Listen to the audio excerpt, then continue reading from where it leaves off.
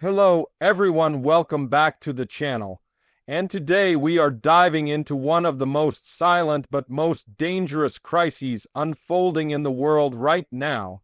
It is a crisis that does not explode like a bomb, does not roar like a warplane, and does not shake the ground like an earthquake.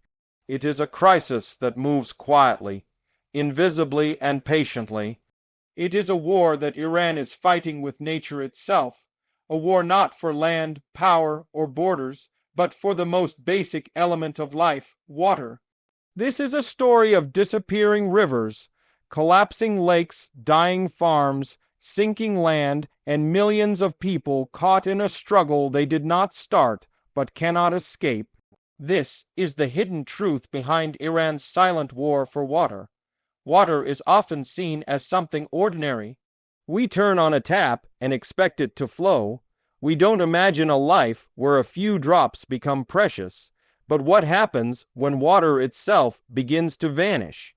What happens when a nation that once engineered brilliant water systems now faces the threat of day zero?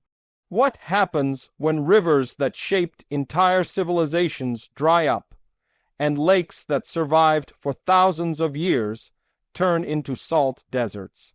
What happens when millions of people realize their homes, farms, and cities might become unlivable? These questions are not warnings for the future. They describe the reality of Iran today. A reality built over decades of mismanagement, rapid population growth, political pressure, and the accelerating force of climate change. Iran is not simply experiencing a drought. It is experiencing a structural breakdown of its entire water system. For thousands of years, ancient Iranians managed water with incredible intelligence. The Qanat system was one of the world's greatest engineering achievements, allowing communities to draw water from mountains to deserts without losing it to evaporation. This method sustained life for centuries, but in modern times, these sustainable traditions were abandoned. Deep wells replaced qanats. Huge dams replaced natural rivers. Water-intensive crops were planted in regions with almost no rainfall. Factories were constructed without understanding where their water would come from. The environment was treated like an endless reservoir. But nature has limits, and Iran crossed those limits long ago. One of the most painful symbols of this crisis is Lake Urmia. Once one of the largest saltwater lakes on Earth, a lake that supported ecosystems, tourism, and fishing for generations, today exists mostly as a memory. Its waters have retreated dramatically, leaving behind a stretching white desert of salt. Old ships rest on cracked earth. Birds have lost their habitats. Winds now blow toxic salt dust into nearby cities and farms, damaging crops, causing respiratory illnesses, and forcing families to leave. The death of Lake Urmia is not just an environmental loss. It is a humanitarian, economic, and social disaster. But this is only one part of the bigger picture. Rivers that once flowed strongly through Iran's cities and farmlands have faded. The Zayandeh Rood in Isfahan, one of the most famous rivers in Iranian history, now regularly dries up completely. Under the ancient Sepal Bridge, where water once reflected the city's beauty, there is often only dry soil. People walk across the empty riverbed. Farmers gather in protests, demanding water to save their crops and livelihoods, but there is often no water left to offer. Entire farming regions are collapsing as irrigation channels turn dry and wells stop producing. While the countryside faces devastation, cities face their own nightmares. Tehran, a mega city with more than 9 million residents, depends on reservoirs and rivers that are shrinking every year. If rainfall decreases even a little, the city's massive water demand becomes impossible to support. Some neighborhoods already experience low water pressure and rationing. Experts warn that without immediate action, Tehran could face severe water shortages that disrupt daily life, businesses, hospitals, and essential services.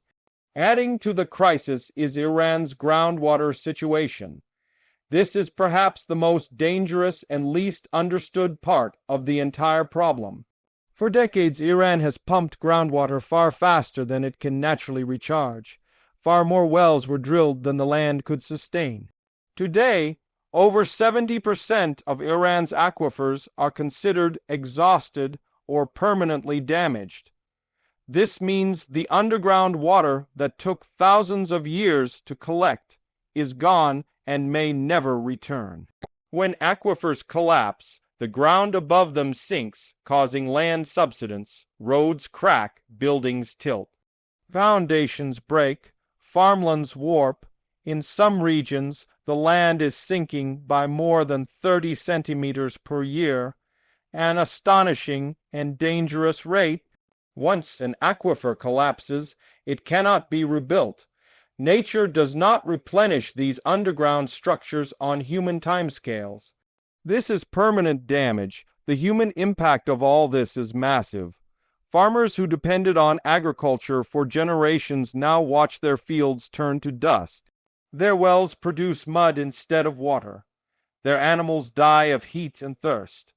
Many farmers leave their villages behind, searching for work in cities that are themselves struggling to survive. Rural depopulation is reshaping Iran's demographic map. Villages that were full of life are now ghost towns. Families in many parts of Iran ration water daily. They fill buckets when the pressure briefly returns. They skip showers to save water for cooking. Parents worry about their children during heat waves. Elderly people suffer when temperatures soar above 50 degrees Celsius. Schools in water scarce regions sometimes close because they cannot operate without water. Hospitals face challenges when water supply drops during emergencies. The water crisis also fuels social tension.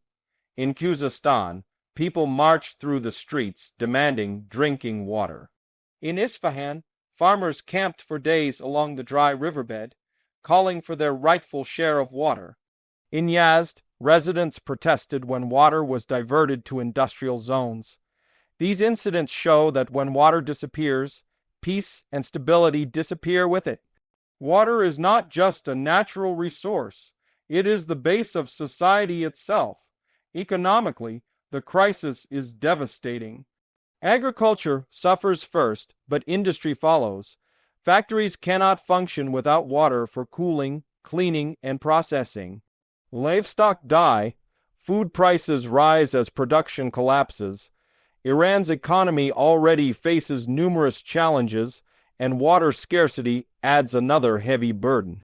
At some point, the country will have to choose which sectors get water and which must shut down. Another hidden impact is migration. As villages dry up and farms collapse, people move to cities. But cities cannot absorb everyone. Urban unemployment rises.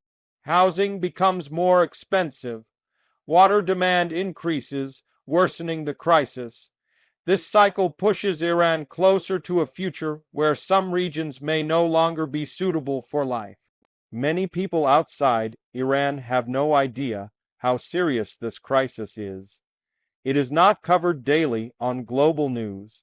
It does not create dramatic footage like wars or natural disasters, but the destruction is slow, constant, and relentless. It is one of the most severe water crises in the world today. There are 4 major causes behind this disaster. The first is decades of water mismanagement. Iran built numerous dams without considering long-term effects. Some dams disrupted natural river flow, starving downstream communities. Intensive crops like rice and sugarcane were grown in regions with almost no rainfall. Thousands of illegal wells were drilled, draining groundwater at impossible rates. Industries were approved without any environmental planning. The second cause is population growth and rapid urban expansion. Cities grew much faster than infrastructure could support. More people means more water consumption. More homes means more pressure on pipelines and reservoirs. More factories mean more water used in production. Iran's population has more than doubled in just a few decades, but its water resources have not. The third cause is climate change. Iran is warming faster than many other regions. Summers grow hotter each year. Rainfall decreases. Snow in the mountains, vital for river flow, melts faster and disappears earlier.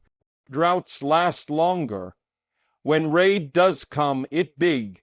Too often arrives as violent floods because the ground is too dry to absorb water. This means less water stored, more water wasted. The fourth cause is the lack of large-scale, modern water solutions. Iran has desalination plants, but they are limited and expensive to run. The country's water networks lose massive amounts of water through leaks. Many farmers still use outdated irrigation methods that waste more water than they save. There has not been enough investment in solar-powered desalination, wastewater recycling, smart irrigation systems, or modern water technology. Together, these four factors created a perfect storm, and now Iran stands at a crossroads. Some experts warn that if drastic changes are not made, Iran could face the forced relocation of millions of people. Certain provinces could become unlivable. Entire agricultural sectors may collapse completely. Food production could drop. Heat waves could intensify, and water scarcity could push social tensions beyond control. However, hope still exists if bold decisions are taken. Modern drip irrigation could reduce agricultural water consumption by more than half. Repairing leaking city pipelines could save billions of liters. Banning illegal wells and regulating groundwater extraction could slow aquifer collapse. Restoring wetlands and rivers could bring ecosystems back to life. Expanding desalination plants on the southern coast could provide cities with alternative water sources. Importantly, the government would need to redesign agricultural policy to encourage crops that match Iran's climate reality. But all of these solutions require political will, financial investment, and time is running out quickly. Water crises are not like economic problems that can be solved with loans or political disputes that can be negotiated.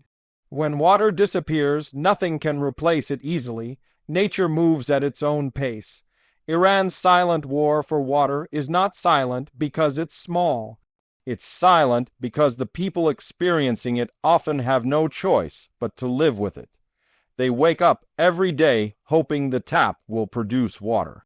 They pray that the next heat wave won't kill their crops.